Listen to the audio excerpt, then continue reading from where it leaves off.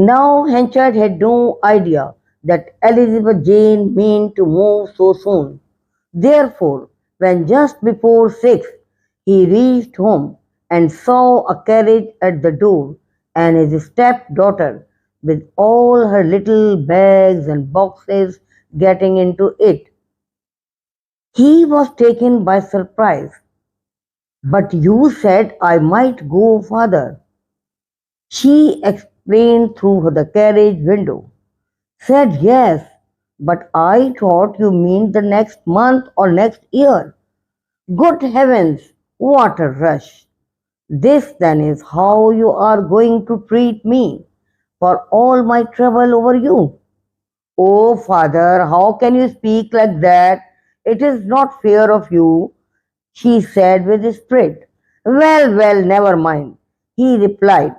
He went into the house, seeing that all her things had not yet been brought down. He went up to her room to watch. He had not been there in daylight before.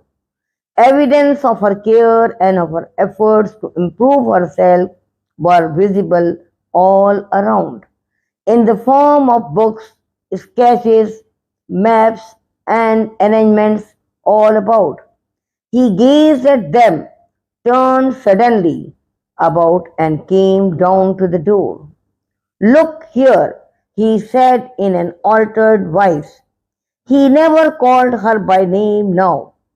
Don't you go away from me. It may be I've spoken roughly to you, but you have caused me a terrible sorrow. Something happened. I have caused you sorrow? She asked with a deep concern. What have I done? I can't tell you now, but if you stop and go on living as my daughter, I'll tell you all in time. But the proposal had come 10 minutes too late. She was in the carriage and already in her imagination was at the house of the lady whose manner had such charms for her. Father, she said as gently as she could, I think it best for us that I go on now. I need not stay long. I shall not be far away, and if you want me badly, I can soon come back again. He nodded slightly. You are not going far, you say. What will be your address in case I wish to write to you? Or am I not to know? Oh, yes, certainly. It is only in the town, High Place Hall. Where? Said Henchard, his face going quite still. She repeated the words. He neither moved nor spoke, waving her hand to him in a friendly goodbye. She told the coachman to drive on. Henchard watched the coach leave and thought about the address that Elizabeth Jane had given him. The previous night he had received a letter from Lucetta. It said, My dear Mr. Henchard, don't be surprised. It is for your good and mine. I hope that I have come to live in Casterbridge at High Place Hall. For how long, I don't know. That depends on another. And he is a man, and a merchant, and a mayor, and one who has the first right to my affections. Seriously, I am not so light-hearted as I may seem to be from this. I have come because I have heard of the death of your wife, whom you used to think of as dead so many years before. Poor woman, I am glad you acted fairly to her.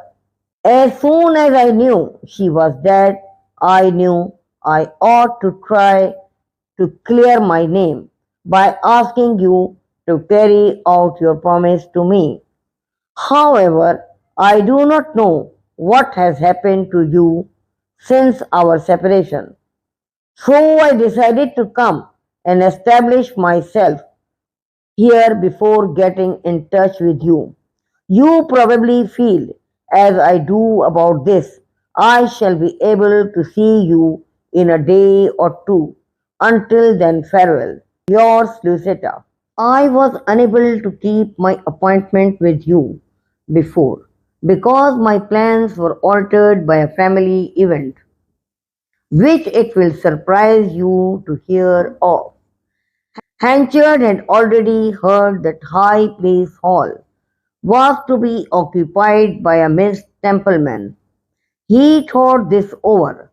Lucetta is related to her, I suppose, and is going to stay with her, he said to himself. The name he knew Lucetta by was Miss Leisure, for that had been her name in Jersey. He was very interested to hear that Lucetta was coming back into his life.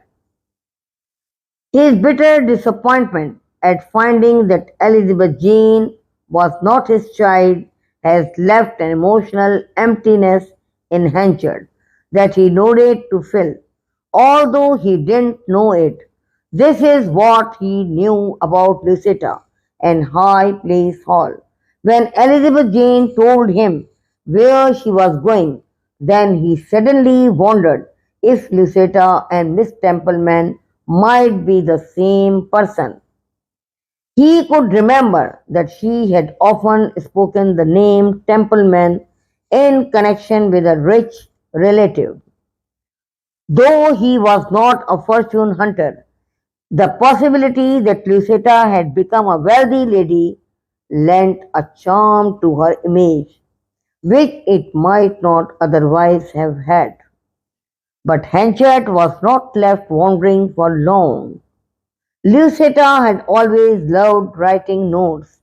Elizabeth Jane had only just left when another note came to Mayor's house.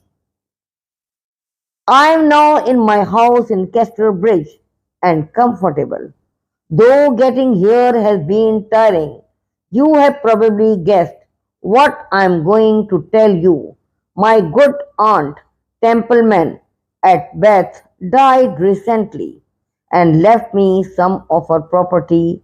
I will not enter into details except to say that I have taken her name as a means of escape from mine and its wrongs.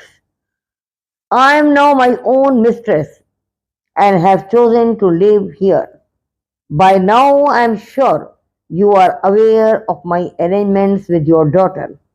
My first meeting with her was accidental, but do you see, Michael, why I have asked her to live with me? Why? Partly to give you an excuse for coming here, as if to visit her, and so to get to know me quite naturally. She is a dear, good girl, and she thinks you have treated her rather harshly. You may have done so in your haste, but not deliberately, I am sure, as the result has been to bring her here to me. I am not angry with you. Yours always, Lucetta. It was quite clear to Henchard that Lucetta wanted to marry him. But what else could the poor woman want? She had given her time and heart to him so thoughtlessly before, and lost her good name by it. He could not blame her. Probably conscious as much as affection brought her to him. On the whole, the idea was not unpleasant. He decided to go and see her at once. It was between 8 and 9 o'clock when he reached her door. A servant told him that Miss Templeman was engaged for the evening, but that she would be happy to see him the next day. She is becoming very proud, he thought, and considering how close we were. But after all, she had not been expecting him, and he took the refusal quietly. Nevertheless, he decided he would not go the next day. Two can play that game, he thought to himself. Lucetta clearly expected him to visit the next day and restlessly waited for him to call. She did not tell Elizabeth Jane who she expected, but Hencher did not come. For some days afterward, Lucetta prepared for his visit. Each morning, the days came and went, but not the visitor. Hanchard had been right when he had thought that conscience was involved in Lucetta's renewed wish to be married to him. But he had forgotten one thing.